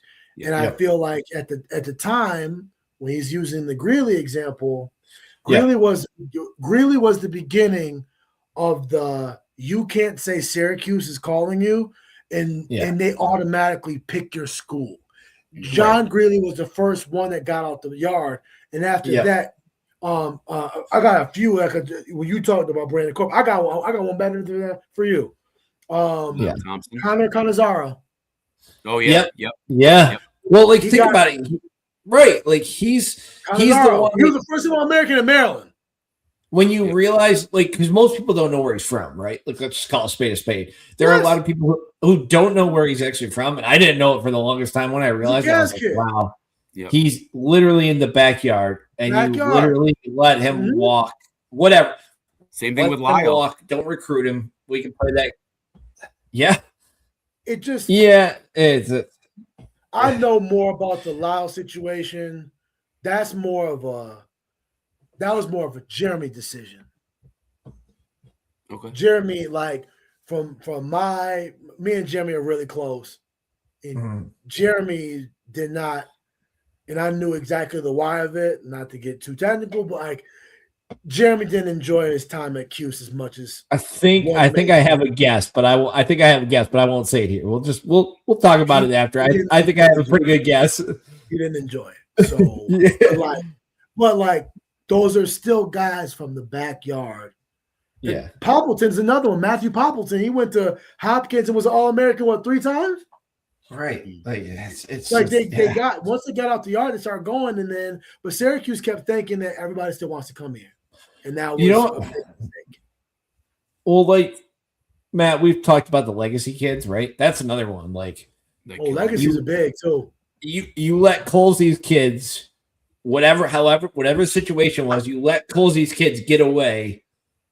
I don't know what the situation is. I'm not saying anything. I don't know, right? But like there's no way in my brain where you let those both go. You make them say no to Syracuse. That's the way that I think about it. You make them say no. A few weeks ago, this is no lie. few weeks ago, kind of stuttered. A little bit starstruck. A few weeks ago. I met no, little starstruck when I met Roy Colsey. Little bit starstruck. Well, like, like, we're already starting to. Go ahead. Roy, you're good. Roy, I guess I'll say it like this. Roy left it to his child, but at the same time, it was like, you ever heard somebody be like, you all got children. You used to like, if you want to do that, you can. Yeah. Yeah. But I'm over here and I got all, like, you can make your own decision, but I'm not going to really rock with it. This is one of those where it was like, he felt like that about SU. Opposite. And I think we saw that with Ricky's kid, right? Yeah. Ricky's kid goes away and then comes back. Yeah, like they don't like the state of the it was more like the state of the program. And at the end of the day, so his son's at Duke right now, right? And Roy, this is true. This is from the horse's mouth. He said when he was transferring from Virginia to go to Duke, he sat down with Danowski, and then they ask Roy, hey, like, what are you looking to get out of this, whatever? And he goes, to be fair, I don't really like you guys. I don't like your school. I don't like anything about it. He's like, I'm only here because of my son. You should be asking him. Awesome. Bruno's like, you should ask him. So he's already laid it down of like, he obviously would he have like it ideally if the university was doing, I guess we were back to a certain space and we weren't having, got to look at it too, the turnover. We have a new AD coming in. There's like all this different stuff that kind of tie themselves in weird ways. And I guess my thought on that is you have to bridge, whether it's Desco, right? Whether it's somebody from the staff. There has to be, and from what I know, we can do this for hours, right? We can talk about this whole part of it. You have to have some connection to the alumni, whether it's somebody on, Jovan, you have to have some connection where somebody's reaching out to Roy. What is it going to take for your kid to come here? What is it going to take for your kid to say no? Whatever it is, like. I also got to understand too, like, Roy's got to like you. Yeah, well, I'm leaving that part out for obvious reasons because Matt loves who we're talking about with who he loves. Like Roy has to like you. Like it's one of those things. Like there's just certain people. If I know people like ultimately going to make your own decision, but it's like, hey man, if I ask my best friend, like, hey, what do you think of her? I want to marry her. I'm still going to do it, but like it'd be nice. My best friend was like, yeah, bro, like I can see it. I like her. I like her too. She's a good fit for you. End of the day, like some of the people that you got, the legacy people that like they were fitted for the program at the time. Abbott coming, fitted for the program at the time. Curry, fitted for the program at the time. Like the fact is that the guys, the legacies, they also were darn good players.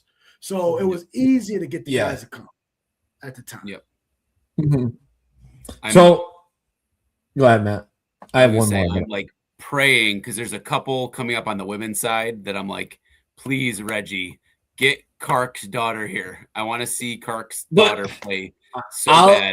I'm gonna defend. You're gonna make me defend Reggie because I'll just say it from this side. I know Reggie Jovan. Obviously, you know where he's from. Obviously, it's not. I guarantee he's talked to Kark. That's how I'm gonna say it. I guarantee he has reached out to Kark and had the conversation. Yep. He had Gebhardt for a while on the staff. You can't tell me he doesn't have contact with Kark. That's all I'm going to say. Yeah. It's a weird, but again, it's just going to come down to like the one thing about when you're an alum of such a big program and such a well-known program is you don't want to shove it down the kid's throat.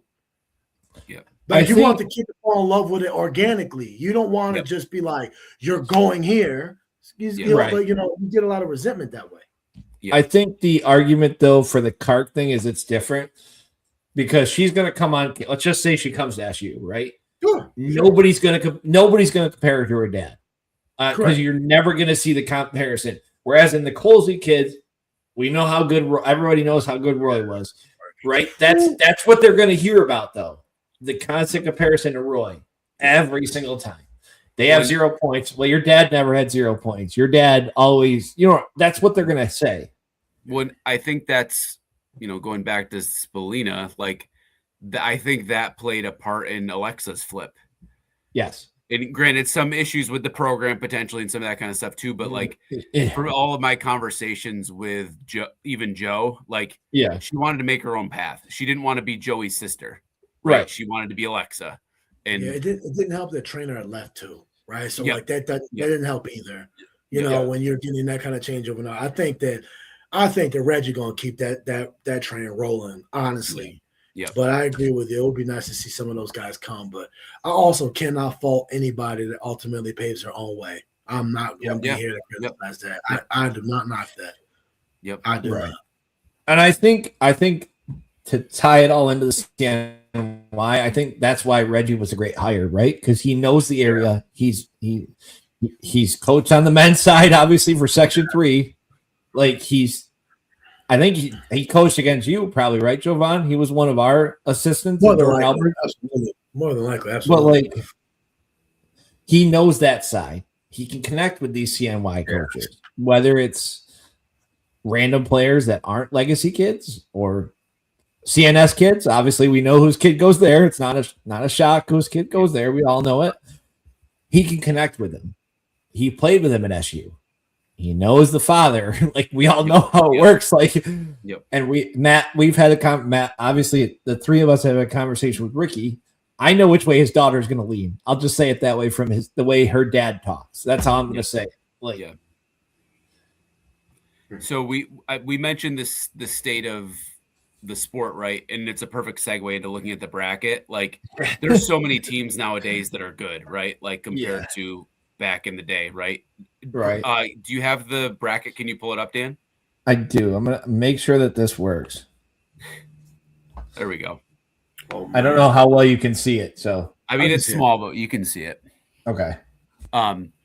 Like, this is a year that I think is like so wide open. Like, I think Princeton is very good and they could very well win it, but like, there's a lot of teams on that list that if they make a run, have a legitimate chance to win it. SU being one of them, right? Like, if SU locks in, they legit have a chance. But you could say that for them, Penn State, Richmond, Duke, Virginia, Georgetown, North Carolina, Cornell, Hopkins, like Notre Dame, any one of those teams, they get on their streak and they could win it all. It's not like last year where it was kind of destined to be Cornell kind of thing. Like, I'm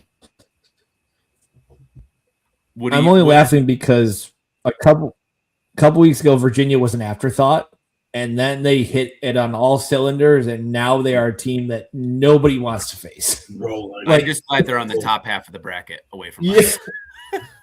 Well, and that extra motivation of being the Final Four being in Virginia, like, there's a little bit of pressure. We'll say pressure. I can say pressure on them, like the. Yep. The playing games are dumb to me, and I don't want to do this. I know teams deserve. Like, we all see it with basketball. There's no shot that they're gonna stay with those teams like the top seeds. Like, there's. Yeah, I don't see Marist beating Princeton. Jacksonville has a very slim chance. Like, if they're playing, I mean, Jacksonville has upset ACC teams in the past. Yeah, I shouldn't say it that way. But that's if, Notre Dame lays a stinker and then they're playing their best. And I mean, Jacksonville has a very good face-off guy too. But yeah, those are kind of like, and I think they said the stat of like, if you're the number 1 seed, you have like a 90% chance to make it to the Final Four. And if you're a 2 seed, it's like a 70% chance or something crazy like that. But yeah, what do we think of our like SU's path? So the Yale one is interesting because I've listened to a lot of the analysis about Yale. And everything I've heard is young, like a young team. I think they said Syracuse a couple of years ago. I think that's the comparison that I've heard. Yeah, they're comparing them to like 2 years ago, Cuse. You said it. I mean, we can say it this way. If they play a complete game, that's what I'm going to say, right? Yep. Like, we can play this game, get by Yale, and anything happens. That's how I'll say it. Like, and the chaos can happen. Let's just call it what it is. Like, yeah, I'm hoping that I think it'll happen is that, you know, up until last week, there was another game, right? Like there was always another game. This is it now, right? So now do we see the seniors ultimately lock in because they're like, we're done after this, right? Like we're packing our shit if we don't win. Like where everything else was like, oh, we have got the next game. We got the next game. Like, so it makes me wonder if these seniors will really like tap in and be like, all right, this is it, boys. We're going now. Like get on the train or get off. Like we're going. I'm very intrigued. This is I'll be honest with you. I think that Yale's a really bad matchup for us. Personally. Why do you say that? I don't know enough about them, so I was just gonna say I'm in the same. Their strength is their midfield. They're a very midfield-based team, which the youth part. If you get young players that know how to play in the middle of the field that well, then they're not going to know what they don't know. So they're going to simply know all gas, no brakes.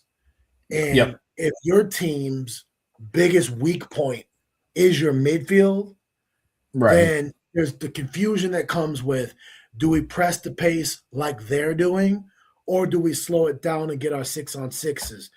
Syracuse is very 6-on-6 based. Even though we have fast break goals, we are not what we used to be in regards to getting the ball up the field anymore. That's not what we are anymore.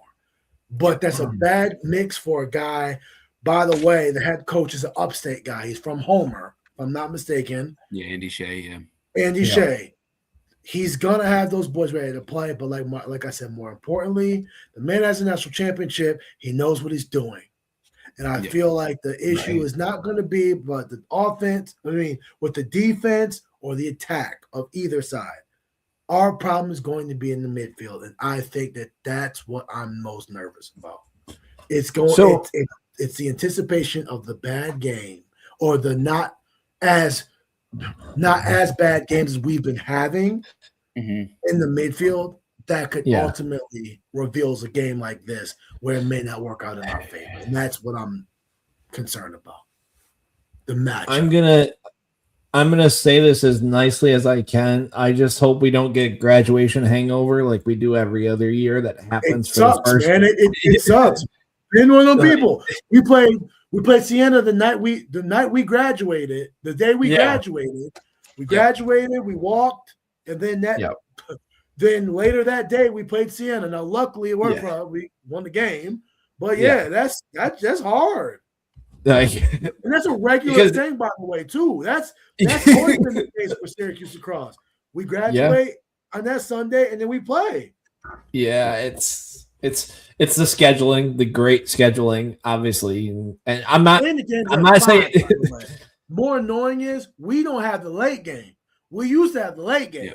Yep. We have the second to last game. So we have the 5 game, and the last game is like it's a 7:30 even shorter game. between graduation and. I was just gonna say you're literally graduating, walking across the stage. Okay, bye. I gotta go. Go get the locker room. Get ready.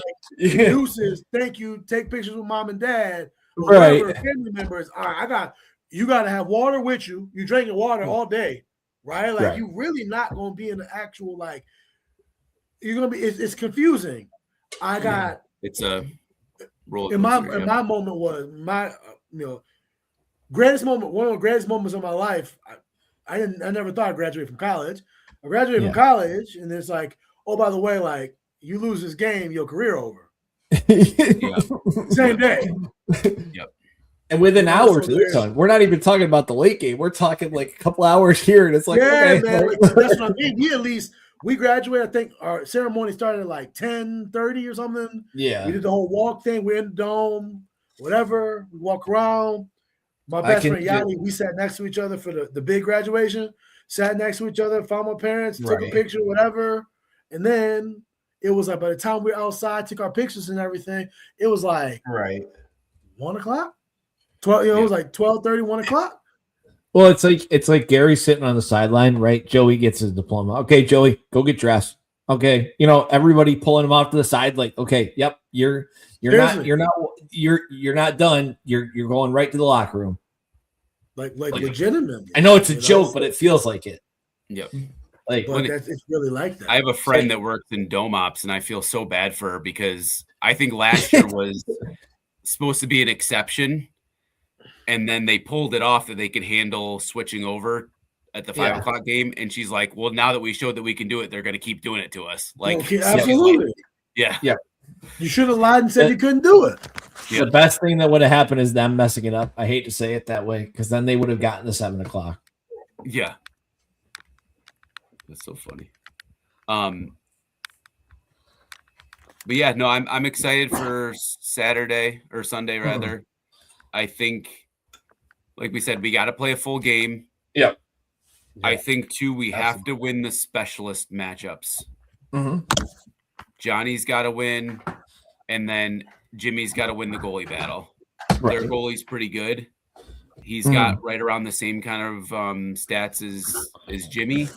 I think the one thing people keep saying is he's never played in the Dome, so that might be good for a goal or two for us, hopefully.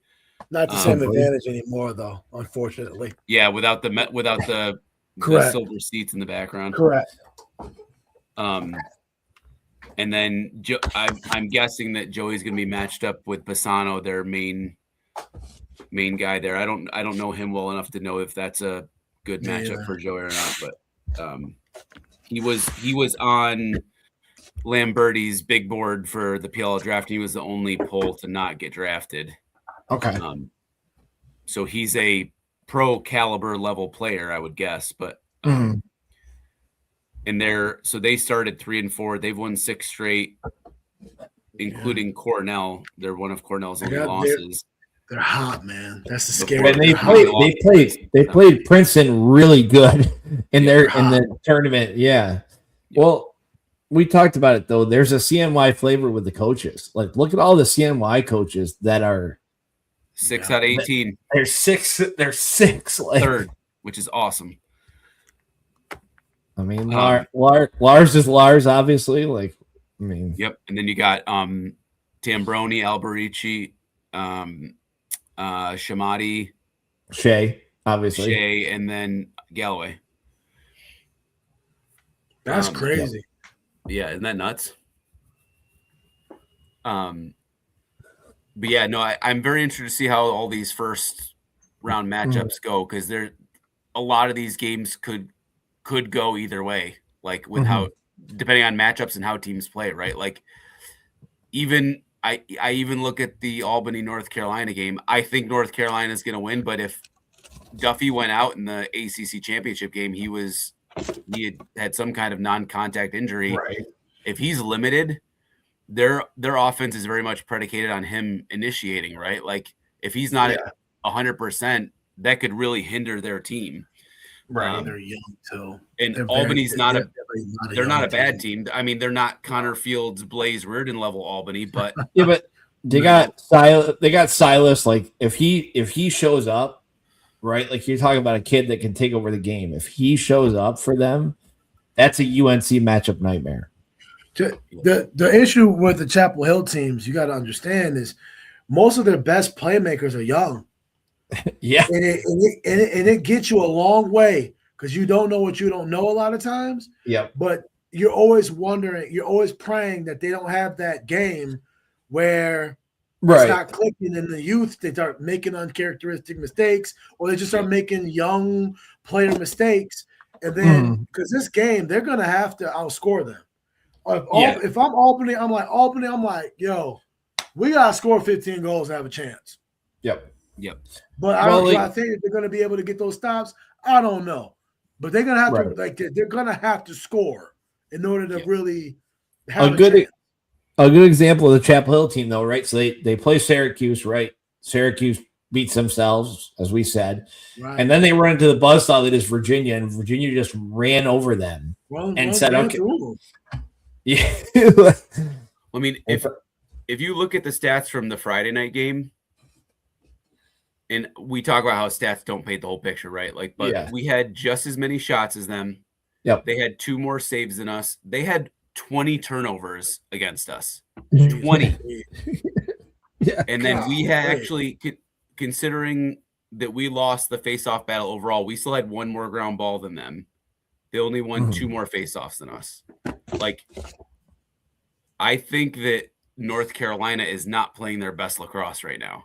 Well, Matt, our resident Hopkins person, obviously we could figure out who he didn't comment. Trust me, I'm muting him in the chat at some point.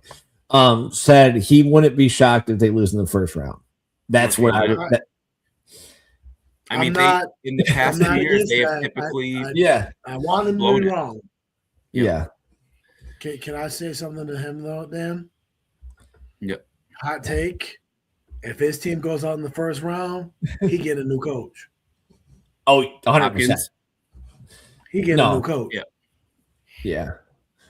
Well, like you talk about fans that lead people live. If Bresci does nothing with as good as some of the young playmakers are, they are going to. Don't get me started on Chapel Hill. Don't get me started on them. He just got an extension too.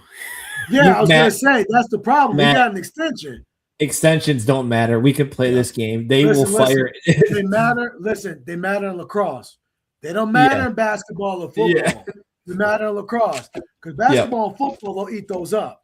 They don't, whatever. Yep. Lacrosse, they're like, oh no, we already getting rid of a basketball coach and Mike Malone just came in. Football coach, that's just since Belichick got there, and now we're gonna get That's too much change for one program. Trust me.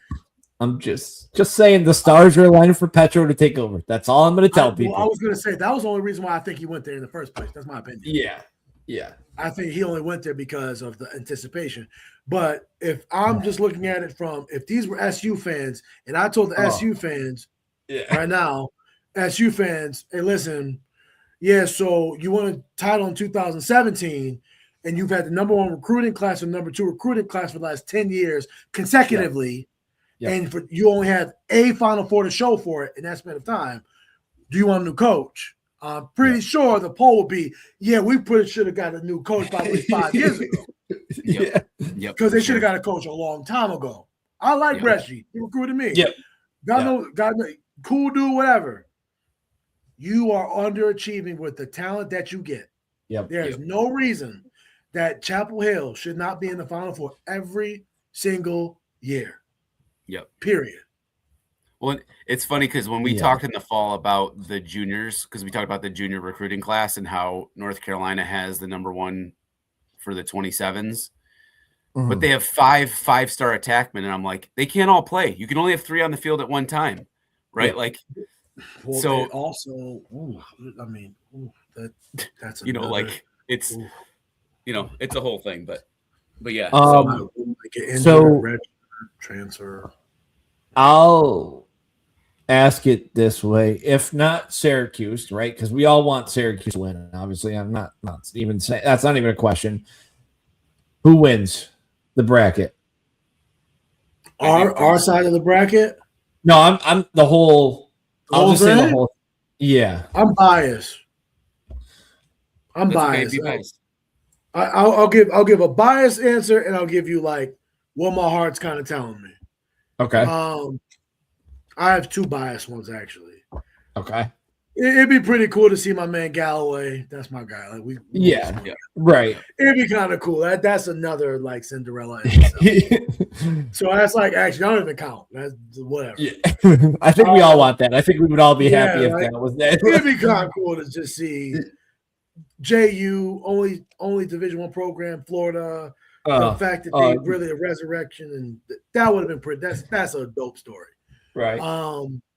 If I'm going off of actual like the sleepers and all that stuff, kind of hard for me not to say. I'm a big Virginia guy. I love Lars Tiffany. Met him a few times. Signed a book for me. Lars Tiffany is dope. Like I just love him. So Virginia's like my little secret, like other favorite team to watch. But I will say, I think that this one, I think I can see Princeton coming back to its prominence again. I would Because agree with that. Their team is I stacked. watched them play against us, and we look like we shouldn't be out there with them. Well, and they have a kid named Plumbo who is literally a superstar. Like that. Superstar. Yeah. So I feel like my logical mind says, yeah, Princeton is the best team in the country, and they have kind of shown that throughout the year. But we love the Cinderella Richmond story for a few weeks where they were number one, and like there's some dope stories that are in the game. But I think that consistently throughout, it was like Princeton is the best team, top to bottom, every aspect of the game. Yep. Mhm. Yeah. After they went 2-0 in the ACC Ivy weekend there, where they beat us and Notre Dame over a weekend, I was like, okay, yep. Like, I thought they beat Chapel Hill as well. Yep. Yeah, they like did. they got. They I beat mean, Chapel those Hill, 3 so wins they went alone. I'm 3. like, yeah. They've lost what? They've only lost 1 or 2 games. So they lost their first game to Penn State. Yeah. And then they I think they've only dropped one other one, I think. Like I said, if I'm just gonna be logical and be like, okay, outside of my semantics and all that, Princeton been the best team beginning to end so far this year. Yep. Yeah. You know, the scary part about you said with your heart, and that's where my logical brain goes. UVA comes in as the hottest team, one of the hottest teams in the country, right? If they ride that wave, obviously it can change. It's hot right now. Yeah. It's hot. Yep. If they ride that wave, a storybook ending, you win it there, obviously at home. Probably the last time was the 90s. I think was the last time it was at a college site where they can call it that. Can be there. Yeah. I heard some I did hear something though that a few birdies that I do know that went to Virginia that there is kind of a disconnect between Lars and Virginia in regards to. I think either it's the athletic department or maybe like former players, whatever. There's a disconnect there, for what I've been told. So like, there's been some things going on with the program that, although the product on the field obviously looks like Virginia lacrosse as we know it, there's also something else that's been going on. And I just feel like they clearly have figured something out. I think that they're going to continue to ride that, but I also think that would be pretty cool to win the national championship in my home stadium. That'd be pretty cool. So, and you got the CNY connection, right? Ideally, I want one of those coaches to win it, right? Like I want a CNY guy that. It'd be dope. Yeah, it'd be cool, man. You're talking about former Princeton. Yeah. I just don't see Richmond as a legit contender. I hate to do this, but like. I've seen enough of them to say they're good, right? I'm not even saying that they're bad. I don't know if they could beat a Princeton. I don't know if they could beat a North. I don't know if they could beat a Notre Dame, right? They did it. I'm not saying that they're not good, but like playoff lacrosse is different than regular season lacrosse. The hard thing about go ahead, John. No, you go, man. I'm sorry. I was gonna say the thing that's interesting to me is if you look at week 1 and the games that were canceled, that could have completely changed the landscape of what this bracket looks like. And one of them is Richmond versus Maryland. Yep. Talk about how different that could have changed the season. Teams, right? Like I went back and forth with Googs about that, and that was one of my favorite conversations yesterday because we were talking about the if Tillman needs to go. Pretty much that was the conversation that we were having. I think personally, like that does change it. Like we can play the hypothetical. If Maryland wins that game, they're in. They're in. Yeah, right? They're in. Right. If Richmond loses that game, who knows how that affects the rest of their season? Like the whole season could be different based on that one game. And Richmond is a hard judge call because they don't have the regular hype of the Marylands, of the Virginians, of the Syracuses, of the Dukes. So they have to hit they have to strike while it's rich. And it's bigger than just them getting the ranking. It's the recruiting, because it's harder to get the kid to buy in at a place like Richmond as opposed to a Virginia. Same state, different allure, different, heritage, pedigree. So when a team like Richmond comes along, like last year, when they gave, who did they play? Notre Dame. Who did they play in the quarterfinal? They gave them. They lost late. Cornell. They got Cornell. Late, yeah. Right. So like you see that and you're thinking that's a fluke. That won't be the case. Yeah. They follow it up this year. They get to the number 1 ranking. Whatever. The question is it still an illusion, or is this thing? Is it another building block? So the answer. So even to your point, even if they're not a real contender, even if they're not, this from next year on, they are. Yep. They are. Because they've now done it X amount of time. They've beaten the Dukes. If I'm not mistaken, from X amount of years ago, they have beat Duke a few times. They beat Virginia. They've had some very marquee wins in the program. Right. I think that next year, even if they don't go far, I think that they ultimately have now solidified themselves as it's bigger than the waiting for the clock to strike 12. I think that they're now here. We really are here. I was gonna say I don't want to sound like a Duke defender here, Matt. Obviously, I hate to do this. I kind of say, but we're gonna play the game, the Syracuse game, right? Which Syracuse team shows up? If the real Duke team shows up that made them make the tournament, that's a whole different game. Yeah. If the Duke team from post Syracuse shows up, we're having a whole different conversation. Let's just call it what it is. That's real. Well, that's real. It just further pisses me off that North Carolina didn't show up that game. Got obliterated by Duke, because if they just beat Duke, then Duke wouldn't even be in the tournament. But then probably Maryland. I'm gonna do this. Then Maryland gets in. The one happiness. I love the fact that the bracket was leaked an hour before it got released to everybody else. I love the fact that they posted it and they were all proud about it. And then they magically delete it, and then it's like, oh yeah, guess we have a leak. I joked on social media that an intern was getting fired. Right. I am so happy. And somebody could talk me off the list. I am so happy we avoided Army. That's my one thought for the first round. Like that was my demon. Yeah. Like, you get Army in the first round, and it's like, like, because I saw. Go ahead. Don't bring me back.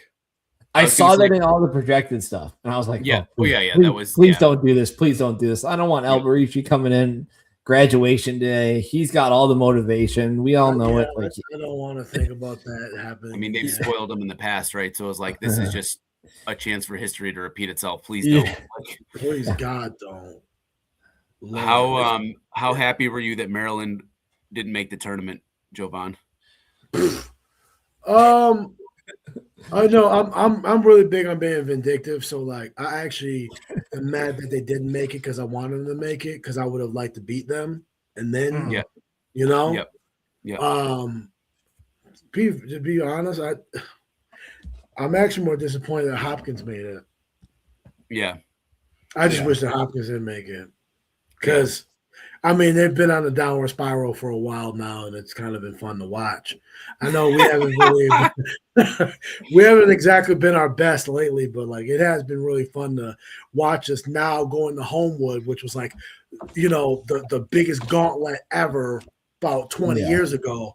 And now we went, I believe we went and won there twice when I was in college. And since then, it's just now we just kind of rolling it out down there.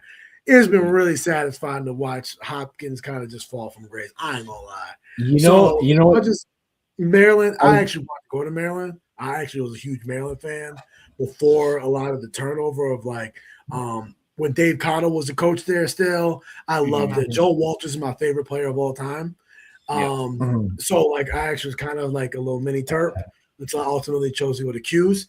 But no, I'm actually more disappointed. I wish they would have came. I wish they would have been in so we could beat them. And then I wish Jovan, Yeah. I wish you were on social media when Maryland didn't get picked. Because Matt, you know this. We joked about this in our text. The amount of Maryland fans was the crash out. It was amazing. The crash out probably was unbelievable. It was amazing because unbelievable. Matt, you know who I'm talking about when I say this. There were texts that we sent with tweets, and it was just really funny to see all the reaction. Like, the committee hates Maryland. The committee doesn't value Maryland. They were looking for a reason not to put them in. I mean, let's be honest. Like, they also I believe that most sports conversations are always about. I do, in my personal opinion, I like evil empires. I think that it makes sports more interesting when you have an evil empire. And I think for the time, everybody respected Virginia. We didn't look at them as an evil empire. Everybody was happy for Notre Dame when they finally got over the hump. It was like this good for you guys. But there was a part of time from the stall ball game when I was my last collegiate game to when they beat Ohio State to win the national championship, where in that span of time, it was like Maryland was the evil empire. And it was they were getting to the championship and everybody was celebrating when they lost. That's how you knew that they were like the evil empire. Yep. It wasn't like, oh man, they keep getting there. They're so close. Where I was like, nah, thank you, God. It just makes the hurt feel worse. So I feel like they're the evil empire for so long. There's an entitlement that comes with that. Do I get it? I do understand why they would feel like they're entitled to get into the tournament. But I would always argue with them, and that this has happened to us before, but pick the team that you want to play over. Do you think you should be in over? That aren't the play-ins, by the way. Take the play-ins away. Yeah. Pick any of the other teams and say, we should be in over Georgetown. Or we should be in over Hopkins. Right? I think up until the last week of the regular season, it was Duke, right? It was we should be in over Duke. And then Duke does what they do to Carolina, and then it's like, okay, yep, Duke's going to make it. The committee's going to see that and go, yep, all right, you're in. You just throttled the number 2 team in the country. You're in. Yeah. You're.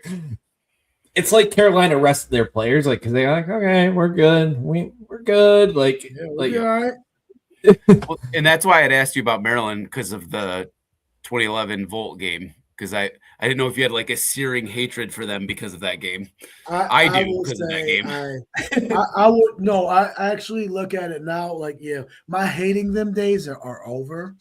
I've gotten to a part where I get to, from an arrogant standpoint, from an SU alum, I get to say to lacrosse, you're welcome. Because the game doesn't get to where it is today if it's not for my team. Maryland didn't want to run with us. They knew they couldn't beat us. If we ultimately rolled that ball out with current rules, we run the score. We win probably 14-8. We win that game. Yeah. We win that game running away. They knew that they couldn't get into a track meet with us. So they did what they did to win the game. And I always will say that about when they're like, how do you feel? Did they ruin the game? No, I'm like, listen, I'm not going to be mad. They beat us. Yeah. If we won more face-off, if I would have scored another goal or whatever, we're having a different conversation. But I say to modern day lacrosse, you're welcome. Yeah. I'm going to say I'm still bitter about the shot clock agenda for sure. Yeah, I'm still bitter about the everything started from our game. Our game. It started from there. It went to keep it in the box. It went to the shot clock. It does not happen if Syracuse, Maryland, and we're going for 3 titles in 4 years. Does not happen. It does not happen if our game doesn't happen. So I'm just going to say to the game of lacrosse, you're welcome. Yeah. I was going to say, I'm still bitter about the Dylan Maltz games from the Providence quarterfinals where I have to sit behind his dad and listen to his dad talk about Maryland all the time. So I'll be as bitter as I want as a fan. Yeah. I am so happy they aren't in. Hey, man. Up until, I think, Matt, we talked about this, up until they beat them in the regular season, I wanted them to face Maryland in the playoffs. Now that they beat them in the regular season, I'm good. You got one of my demons out of the way. Now we need to beat them. Now we need to beat them in College Park, though. That's going to be my next little piece of it. Because then I'll feel completely good with it once we go down to College Park and beat them. Yeah. I agree with you. That's all I'm going to say. I'm not going to go into that. We don't have time for that one.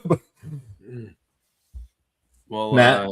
I think also because we've gone almost 2 hours, I think we've pretty much covered it, but should be a good game Sunday. Hopefully the boys bring their A game, and we're playing next weekend too. So, Jovan, we appreciate you hopping on with us. Always don't go ghost. Don't go ghost all of a sudden. Then don't just appear off. I got Jovan's number now, so now we've got a direct line. Does have my number, but I'll be on IG for. I'm just on IG, but I'll be on for a little bit, probably for all summer. Okay. And then we'll see from there. But I'll make sure to let you guys know if I ultimately am going to go. Well, so Matt. Matt gets a hold of Jovan. I'll say this right here. I can make this joke. You'll understand.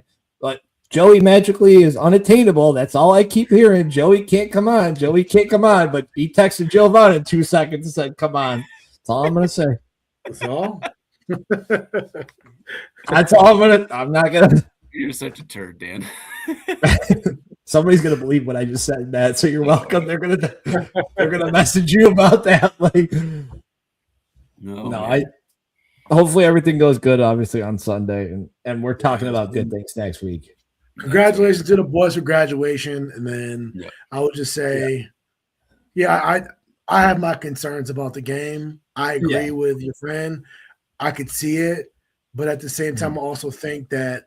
I looked at it the way I looked at it my senior year, and I think that the seniors are looking at it. It's bigger than just playing Yale. It's, do you want your last game as an Orange in the Dome to be a loss? Yep. I'd rather lose away. 100 times out of 100. That alone will propel you over the line of because at least we lost to Maryland the following week, but I'm like, we beat Siena to get there, and I'm also like, we lost in the same place we won 2 titles. Kind of the best of both worlds. Yeah, for sure. I'm cool with it. So, I appreciate it. Yeah, I appreciate you guys thinking of me, and I'm always available. Yeah, if you can reach me. If we can reach you. As always, go Orange. Go Orange. Yes, sir.